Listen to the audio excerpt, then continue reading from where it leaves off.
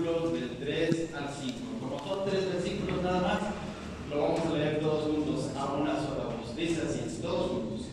Bendito el Dios y Padre de nuestro Señor Jesucristo, que según su grande misericordia nos hizo renacer para una esperanza viva por la resurrección de Jesucristo de los muertos, para una herencia incorruptible, incontaminada e inmarcesible, reservada en los cielos para nosotros, que sois guardados por el poder de Dios mediante la fe, para alcanzar la salvación que está preparada para ser manifestada en el tiempo posterior. Gracias a Dios. Hermano Elías, por favor, diríjanos en oración. Padre Santísimo, Jehová Dios, por medio de nuestro Señor Jesucristo, le damos las gracias por permitirnos estar aquí en su santísima casa de oración para honrarle y adorarle. Padre Santo, en este momento que estamos aquí reunidos, nos vamos a dedicar a entender un poco de su palabra, Señor. Háblanos el entendimiento, denos licencia de aprender algo de su bendita palabra. Le pedimos, Padre Santo, por todos los enfermos que tenemos aquí en la iglesia y por todos los que están en los hospitales también, Señor. Y le pido también, Padre poderoso, que cuide de nuestras criaturas y nos dé licencia de pasar esta semana que se aproxima con bien. Todos los hermanos necesitamos de usted. Sabemos que no somos merecedores, Señor, pero su infinita bondad Él nos ayuda. También le pido, Señor, que ponga la palabra precisa en la boca del pastor, Señor, para que nos haga entender los beneficios que tenemos cuando estamos con usted, Señor. Y le doy gracias por todas sus bendiciones recibidas en la semana pasada, Señor. Amén. Amén. Pueden tomar asiento, hermanos.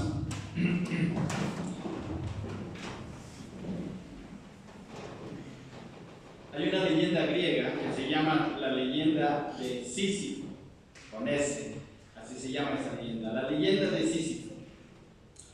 Sísifo era un hombre que fue condenado, según la leyenda griega, fue condenado por los dioses a empujar una enorme roca hacia la cumbre de una montaña.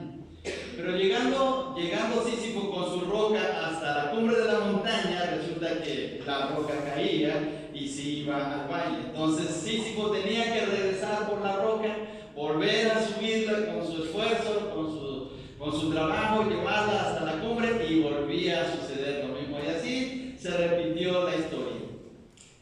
De tal manera que la enseñanza de esta leyenda es que no había castigo peor que un trabajo inútil y desesperado. Esa era la enseñanza de esta leyenda, que no había castigo mayor o peor que un trabajo inútil y desesperado.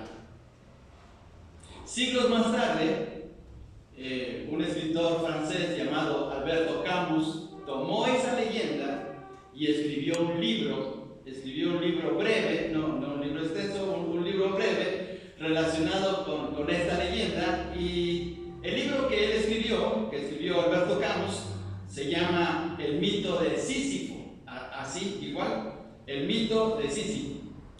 Ese libro fue escrito en el tiempo de la Segunda Guerra Mundial. Camus escribió ese libro en ese tiempo. Es un libro en donde, viendo las circunstancias, viendo la historia, viendo el problema de la guerra, Camus hace notar que la vida ya no tiene significado. Y él hace una pregunta muy especial en ese libro: ¿vale la pena vivir? ¿Vale la pena vivir? Y al igual que Sísifo, nuestra vida, con sus esfuerzos, con todo el empeño que se le ponga, con toda la energía, con toda la pasión de querer vivir, pues propiamente todo es un trabajo inútil y desesperado. Así concluye Alberto Camus. Hay esperanza para nosotros, hay esperanza para el mundo, hay esperanza para la humanidad. Desde el punto de vista humano, posiblemente no, o propiamente no. Pero el apóstol Pablo, escribiendo esta carta, y veamos por favor lo que dice en el versículo 3. Bendito el Dios y Padre de nuestro Señor Jesucristo, que según su grande misericordia nos hizo renacer para una esperanza viva por la resurrección de Jesucristo de los muertos. Mientras que en el mundo hay toda una situación caótica en los sentimientos, en la desesperanza, en la desorientación, desde el punto de vista bíblico, desde el punto de vista de la palabra de Dios, en la fe en Jesucristo, tenemos los creyentes una fe viva, cosa muy diferente. Es cierto que el mundo se puede estar cayendo, es cierto que puede la economía venirse abajo, es cierto que podemos tener problemas en la casa, en el hogar, poder tener problemas aún dentro de la iglesia, pero si nos mantenemos firmes mirando al Señor, tenemos una esperanza viva. En estos versículos que acabamos de leer, especialmente los versículos 3 y 4, encontramos unas palabras de ánimo, de consolación, que el apóstol Pedro, siendo guiado por el Espíritu Santo, envía a los hermanos que están en una situación difícil. Como vimos la semana pasada, los hermanos estaban dispersos. Veamos por favor el versículo 1.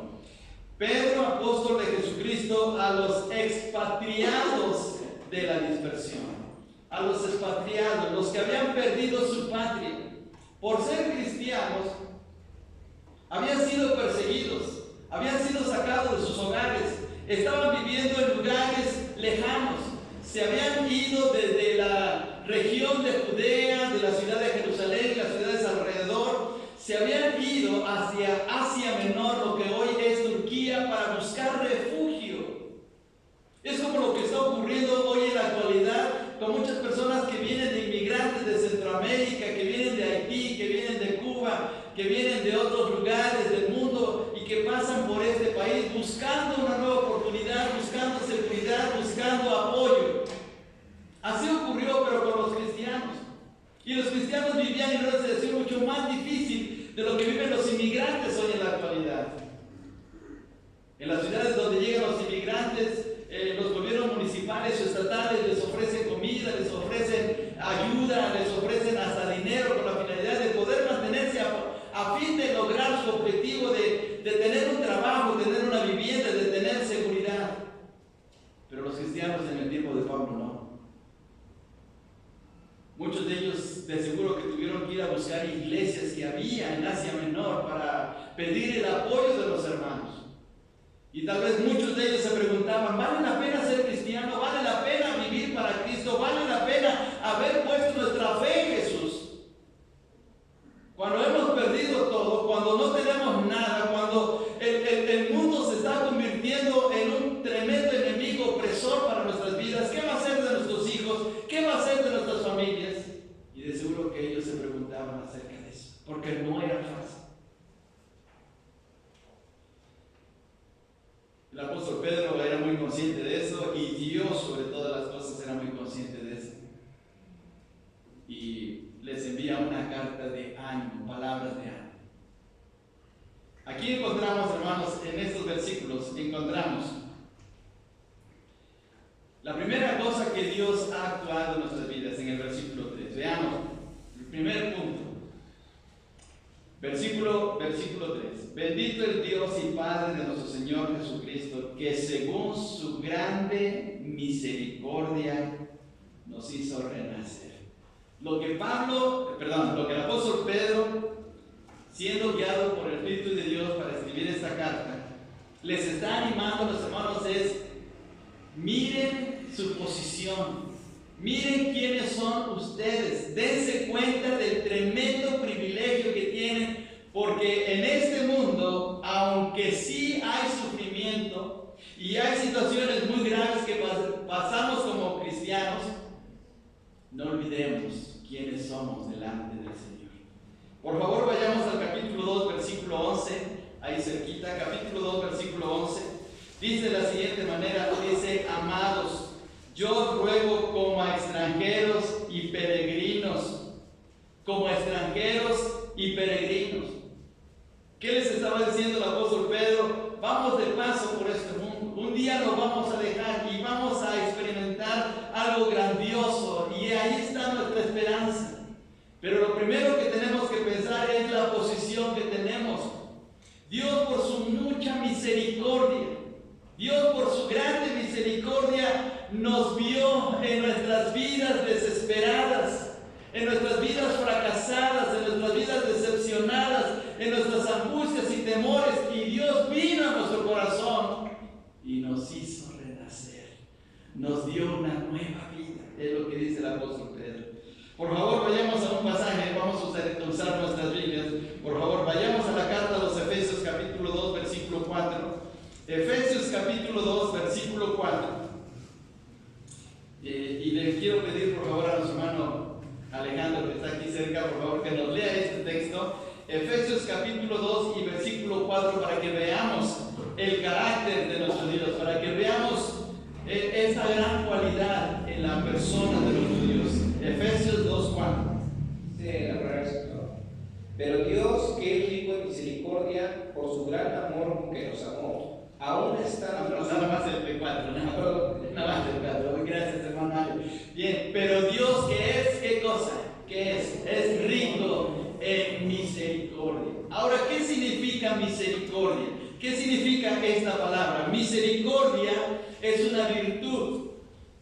La misericordia es una virtud cristiana, podemos decir así. Es una virtud que viene de Dios. Es como el amor cristiano, como el gozo cristiano, como la fe. La misericordia es una virtud, pero tiene una característica muy especial. Es la virtud de compadecerse por los sufrimientos ajenos. Compadecerse por los sufrimientos ajenos. Es decir, Dios nos ve sufrir. Dios se da cuenta que estamos pasando por momentos difíciles. Dios se da cuenta de nuestras lágrimas del corazón, a veces no de los ojos, sino del corazón. Y Dios se da cuenta de eso y entonces tiene misericordia. Se acerca a nosotros y nos dice: mira, no temas, no sufras, no te des por vencido. Y Dios nos lleva de la mano para salir de ese problema. No significa que estamos actuando de la misma manera como el Padre de sufrir, pero Dios actúa. Dios actúa para ayudarnos por su misericordia. Dice allí en Efesios 2, 4, que acabó de leer nuestro hermano: pero Dios es rico en misericordia por su gran amor con que nos amó. Dios nos ama y actúa de una manera especial para ayudarnos. A veces no nos damos cuenta cómo es que viene la ayuda de Dios. A veces no nos damos cuenta de que hay una persona que Dios está utilizando para nuestro bien, alguna circunstancia, pero Dios está actuando. Y lo hace solamente por pura misericordia. No, a veces no entendemos por qué un médico o una persona, un funcionario o alguien nos echa la mano cuando no tiene nada que ver con nosotros. Ni siquiera nos entiende. Pero Dios lo utiliza. Dios lo utiliza. Porque en su misericordia Dios actúa. Pero lo tremendo es que en esa misericordia Dios hace algo muy especial. Y ahorita lo vamos a ver. Pero por favor, todavía vayamos al Salmo 103. El Salmo 103, versículo 17. Salmo 103 y versículo 17. Y quisiera pedir a nuestra hermana de chica que nos lea ese texto. Salmo 103, versículo 17. Mas la misericordia de Jehová es desde la eternidad y hasta la eternidad sobre los que le temen, y su justicia sobre los hijos de los hijos. ¿De dónde a dónde abarca la misericordia de Dios? Dice el texto: mas la misericordia de Jehová es desde la eternidad, de eternidad pasada hasta la eternidad futura. ¿Cuándo se va a acabar la misericordia de Dios? Nunca, nunca. Siempre está a nuestra disposición, porque Dios se compadece de nuestras vidas. Ahí en el Salmo 3 dice que el Señor se compadece de nosotros, de que somos polvo. Él sabe de nuestros sufrimientos, sabe que pasamos por momentos difíciles, pero actúa de una manera muy tremenda. Ahora, por favor, veamos un ejemplo. Un ejemplo de la misericordia de Dios en acción. Marcos capítulo 1, el versículo 41. Ahora nos vamos a pasar al Evangelio de Marcos capítulo 1 y versículo 41 para que veamos cómo Dios actúa en su misericordia. En Marcos capítulo 1, versículo 41. Si empezamos a leer a partir del versículo 40, vamos a notar que se trata de la historia de un hombre que está leproso. La lepra era la enfermedad más terrible en los tiempos bíblicos, en el tiempo del Señor Jesús. Alguien que le caía lepra, ya propiamente estaba sentenciado a la muerte. Cuando alguien recibía la noticia, tienes lepra, ya propiamente él podía decir, se acabó mi vida, ya no voy a hacer nada. Los leprosos eran llevados por sus mismos familiares a lugares lejanos, fuera de las ciudades. La ley judía de ese tiempo establecía que no se podía acercar a un leproso a 4 metros de distancia. 4 metros de distancia era para poder hablar. Cuando alguien llegaba a ver un leproso, se hacía a un lado. Eran rechazados, marginados. Pero veamos en el versículo 41, dice el texto, y Jesús, teniendo misericordia de él, teniendo misericordia, compadeciéndose de él, mirando su dolor, mirando su angustia, mirando su desesperación, extendió la mano y le tocó y le dijo, quiero ser limpio, por pura misericordia. Miren qué tremenda experiencia. Este leproso propiamente estaba ya desahuciado. Él solamente esperaba el día de su muerte, pero vio a Jesús y le hizo una petición: Señor, si quieres, puedes limpiar. Y el Señor dijo: sí quiero, se limpia, porque él tuvo compasión, tuvo misericordia de este hombre que estaba desesperado. Así es que veamos aquí la situación tan tremenda. Ahora, volviendo al pasaje de Pedro, 1 de Pedro capítulo 1, versículo 13, dice el texto, otra vez, tomemos en consideración el texto, dice: bendito el Dios y Padre de nuestro Señor Jesucristo, que según su grande misericordia nos hizo renacer. ¿Por qué nos hizo renacer? Porque en la condición humana en que vivíamos, estábamos bajo una situación muy grave, muy grave. Esa situación era doble, por decir así. Un día íbamos a morir. Un día vamos a morir, los estamos vivos, sí. Vamos a morir. El hombre tenía que morir a causa del pecado, pero no solamente morir y se acabó, ojalá que quedara así. Hay quienes predican y enseñan que cuando se muere una persona ya se acabó, ya. Asunto terminado. Pero la Biblia no nos enseña eso. Cuando una persona muere en el sentido físico, sigue viviendo en el sentido espiritual.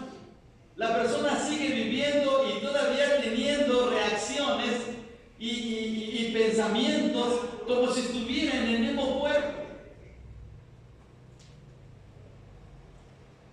Pero la persona que muere físicamente, sin tener una relación correcta con Dios, está condenada a la eternidad, así lo dice la Escritura.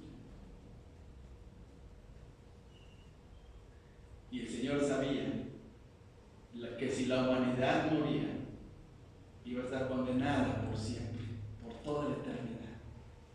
Pero en su grande misericordia, y otra vez, en la gran misericordia de Dios, nos hizo renacer para una vida nueva.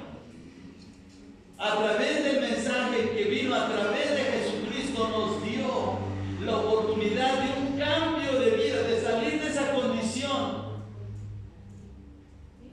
desesperada, condenados para siempre, ahora vivos en una relación grandiosa con Dios.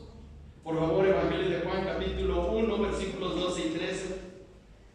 Ahora nos vamos hasta el Evangelio de Juan, capítulo 1, versículos 12 y 13, perdón. Y quisiera pedir a nuestro hermano Isaac, hasta allá atrás, hermano Isaac Rivera, que por favor nos lea estos dos versículos. Evangelio de Juan, capítulo 1, versículos 12 y 13.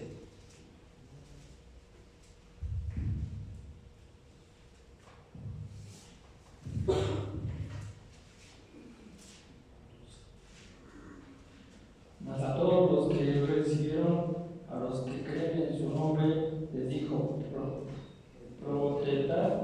protestad y ser hechos hijos de Dios, los cuales no son engendrados de sangre, ni de voluntad de carne, ni de voluntad de varón, sino de Dios.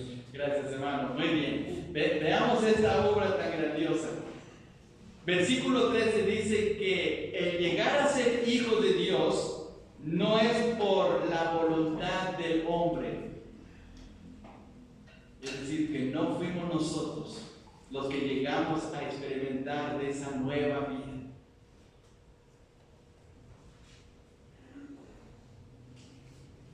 Hay cierto momento en la vida, hablando en el sentido físico, que dejamos de crecer. Cuando nacemos, empieza el proceso de crecimiento. Nuestras células están trabajando a un ritmo muy intenso y nos están ayudando a ir creciendo y creciendo. Nacimos muy chiquitos, 20, 30 centímetros, pero a través de la alimentación, de los cuidados y de todo el proceso que se estaba llevando en nuestro cuerpo, empezamos a crecer, ¿sí? Pero llegó un momento en nuestra vida física, que dejamos de crecer, ¿sí? Yo nada más llegué a 1,40 m y ya, por más que me estiraba, por más que me ponía de un tubo y quería yo ser más alto, se acabó, ya no puede ser así. Si físicamente no podemos cambiar más, espiritualmente no se puede realizar. Yo no puedo cambiar mi naturaleza humana. Yo nací pecador al igual que ustedes y yo no puedo cambiar. Me puedo tratar de portar bien, puedo tratar de hacer buenas cosas, puedo aprenderme libros sobre buenos hábitos, puedo tratar de ser lo más respetuoso, pero mi corazón me traiciona porque mi corazón es un corazón de pecador. El único que pudo cambiar mi corazón y el que ha cambiado desde ustedes es solamente Dios. Por eso dice el versículo 13, los cuales no son engendrados de sangre, ni de voluntad de carne, ni de voluntad de varón, sino, entre paréntesis, sino de la voluntad de Dios. De la voluntad de Dios que nos cambió, nos transformó, nos dio una nueva vida en Cristo. Porque de nosotros no. Ahora, por favor, ayúdenme a repetir de memoria 2 Corintios 5:17, que todos nos sabemos de memoria. Bueno, pienso que todos nos sabemos de memoria. 2 Corintios 5:17 dice: de modo que si alguno está en Cristo, nueva criatura es. Las cosas viejas pasaron, he aquí todas son hechas nuevas. ¿Cuándo cambiamos en nuestro interior? Cuando aceptamos a Jesucristo. Y eso vino por la obra de nuestro Dios. Nos hizo renacer. Nos dio un cambio de vida. Ahora, volviendo otra vez a Pedro, ese cambio de vida nos llevó a una esperanza gloriosa. Veamos por favor otra vez el versículo 3. Dice: bendito el Dios y Padre de nuestro Señor Jesucristo, que según su grande misericordia nos hizo renacer. Y aquí viene una bendición muy grande para una esperanza viva. Una esperanza viva.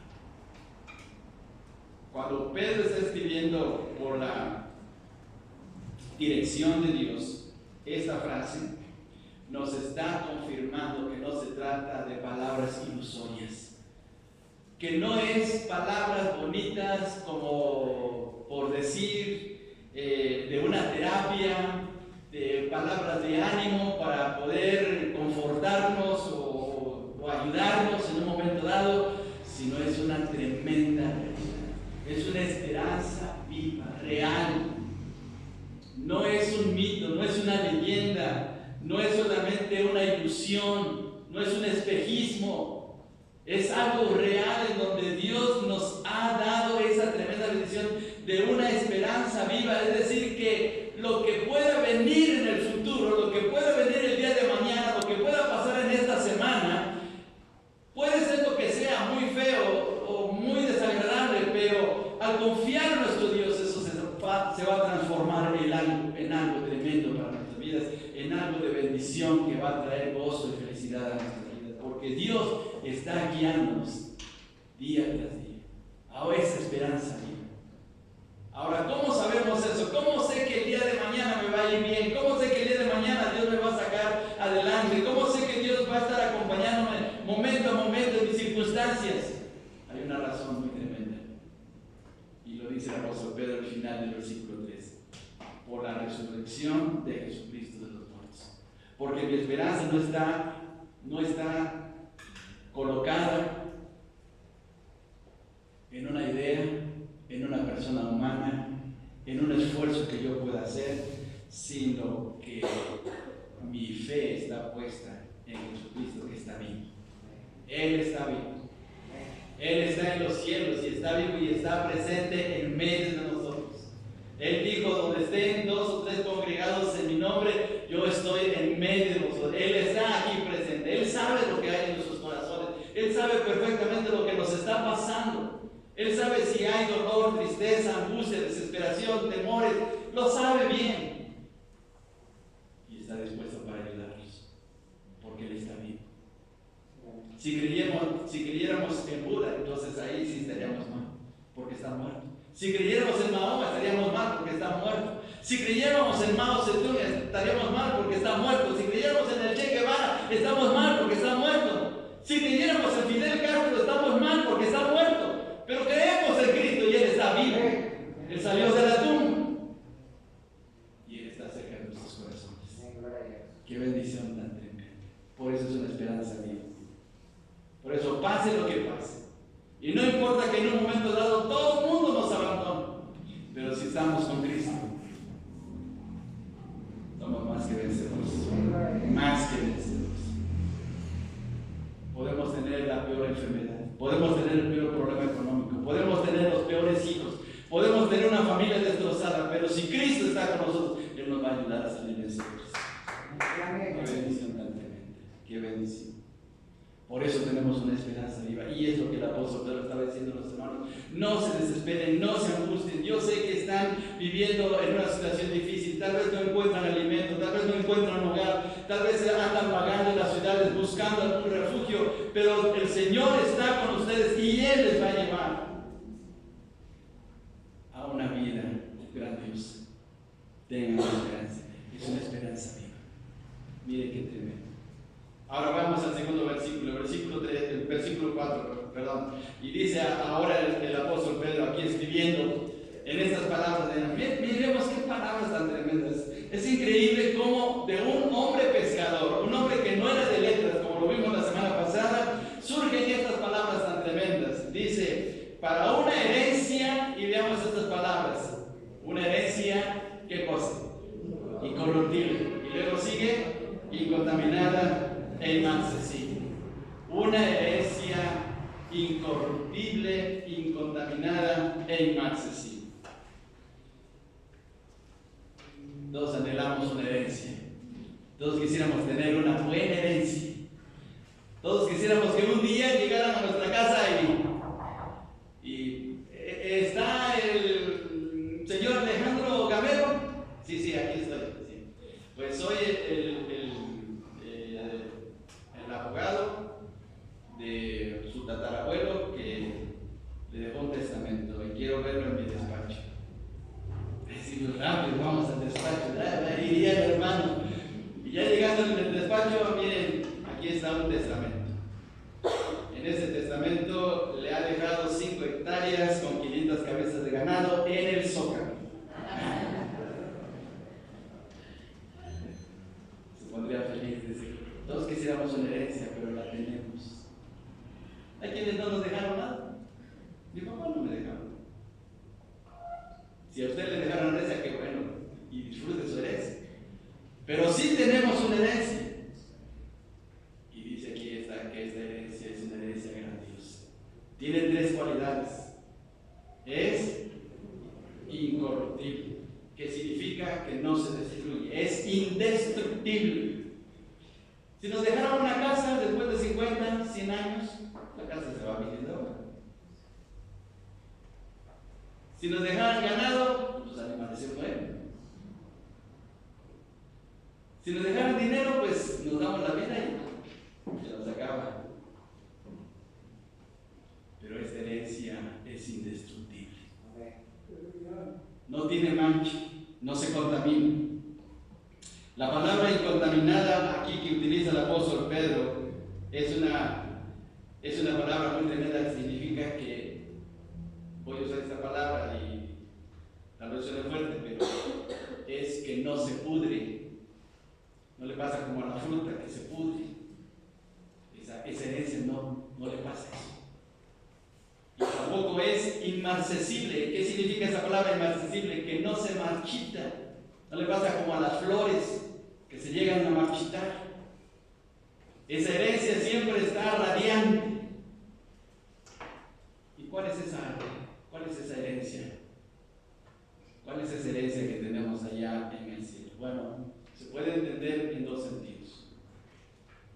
Nuestra herencia de que tenemos un hogar allá arriba. Un hogar. Y ese hogar jamás nadie nos lo puede quitar. Y Jesús lo dijo en el Evangelio de Juan, capítulo 14, versículos del 1 al 3, que dice: ¿creéis en Dios? Creed también en mí. En la casa de mi Padre, ¿qué cosa? Muchas moradas. Dice Jesús: si así no fuera, yo lo hubiera dicho, voy pues a preparar un lugar para vosotros, para que donde yo esté, vosotros también estéis. Ahora, ¿qué estaba pasando con los hermanos en el tiempo de Pedro? Habían perdido sus hogares, habían perdido sus casas, habían perdido sus propiedades, y Pedro está diciendo: no se preocupen, tenemos una casa mucho mejor allá arriba en los cielos. No se preocupen. Nuestra casa de aquí en la tierra no las pueden quitar, pueden destruirla, pero desde allá arriba no. Así es que miren qué bendición tan tremenda. Y la segunda herencia, o la herencia que podría ser también, es esa vida indestructible, gozosa, llena de bendición que vamos a tener en el cielo. Porque allá en el cielo no habrá pecado, no habrá tristeza, no habrá angustia, no habrá temores, no habrá absolutamente nada. Va a ser una vida que ni siquiera nos imaginamos, ni siquiera nos. Por eso es que en los sepelios, en los velorios cristianos, algunos pastores comentamos, es solamente una forma figurada, pero luego decimos: si nuestro hermano que ya se fue al cielo tuviera la oportunidad de hablar con nosotros y nosotros le dijéramos: regrese por favor, él diría: no, jamás regresaría, porque mi lugar ya está aquí en el cielo. Miren qué tremendo. Y ahora veamos lo que dice Pedro en el versículo 4: para una herencia incorruptible, incontaminada, inaccesible, reservada, que está reservada, ¿en dónde? En los cielos, para vosotros, para nosotros, para nosotros.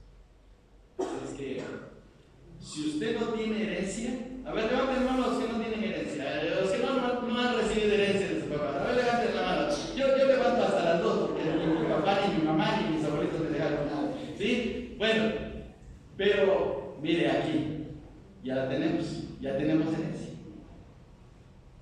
Y es una herencia mucho mejor que la que nos pudo dejar el abuelito con sus 100 centenarios. Sí. Claro que no nos sería mal 100 centenarios, ¿verdad? Pero tenemos una herencia mucho mejor, mucho más grandiosa, hermanos. Así que debemos de gozarnos en el Señor.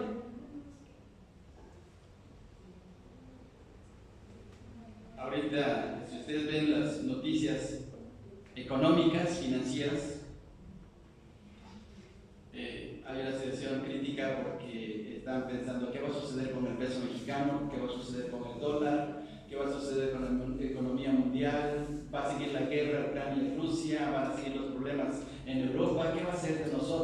Y la gente está pensando así: el Hijo de Dios no tiene por qué preocuparse, porque si Dios nos ha dado una herencia, Él también va a estar al cuidado de cada necesidad de nuestras vidas. Filipenses 4:19 dice: mi Dios pues suplirá todo lo que os falte conforme a sus riquezas en gloria en Cristo Jesús. Todo. Si nos preocupamos, estamos haciendo mal. Y es más, ofendemos a Dios si nos preocupamos, porque Él tiene cuidado de nosotros. Debemos trabajar, claro que debemos trabajar, ¿sí? Porque no nos van a caer las frutas y la carne y las tortillas del cielo. Hay que trabajarles, pero Dios nos va a bendecir. Y bien, qué bendición, pero ya tenemos una herencia grandiosa. Y esa herencia, hermanos, nada lo va a poder quitar porque ya está reservada. Es decir, que el Señor ya lo ha apartado. No sé si a ustedes les pasaba como pasaba en mi casa, en las noches, en las cenas, la mamá llevaba el pan y lo ponía en la mesa y nos sentábamos los hijos alrededor y decíamos: esa concha está apartada, esa concha está apartada. ¿Sí? No sé si les pasaba así, pero en varias familias que yo conozco pasaba así: ese bolillo está apartado, ese cuernito está apartado. Pues déjeme decir, en el sentido de la palabra del Señor, su herencia está apartada y nadie se la va a poder quitar, nadie, porque esa herencia ha sido sellada con la sangre preciosa de Cristo. Nadie la va a poder quitar. Y qué bendición también. Por eso, hermanos, debemos seguir adelante. Los hermanos de la carta a quien escribe el apóstol Pablo estaban pasando por sufrimientos. Y puede ser que también en nuestros hogares, en nuestros corazones haya ciertos sufrimientos. No tal vez por la persecución, pero otro tipo de sufrimientos.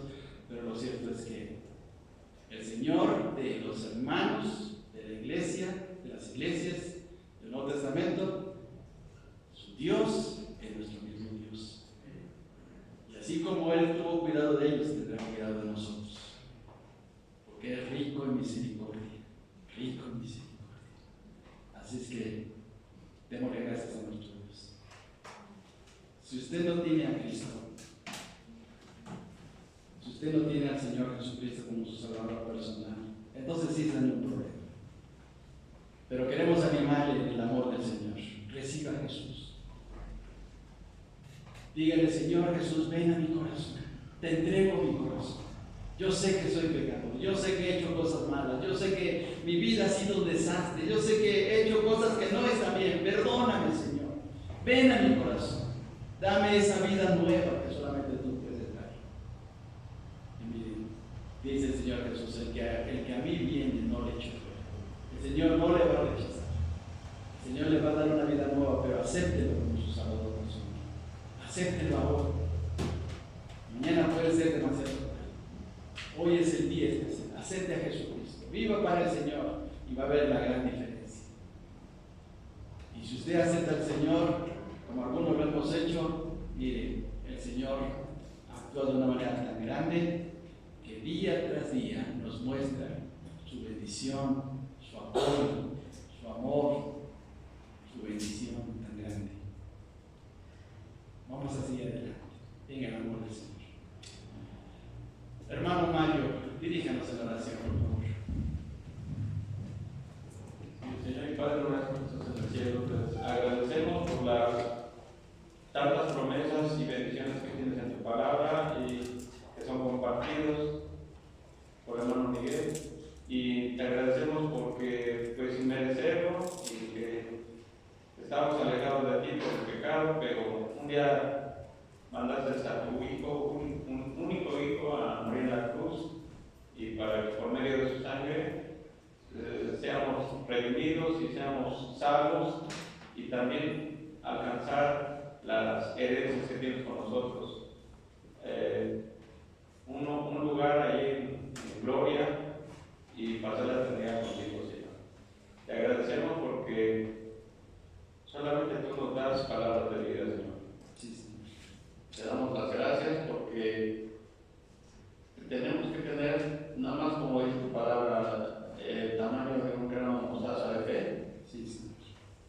Y eso es suficiente.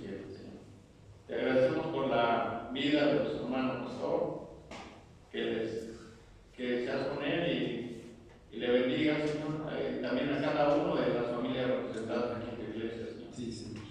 Te agradecemos porque pues, hoy es tu día de alabarte y también de aprendizaje. Te damos las gracias. Todo esto te lo agradecemos en el nombre de tu Hijo Jesucristo. Amén. Amén. El Señor te bendiga.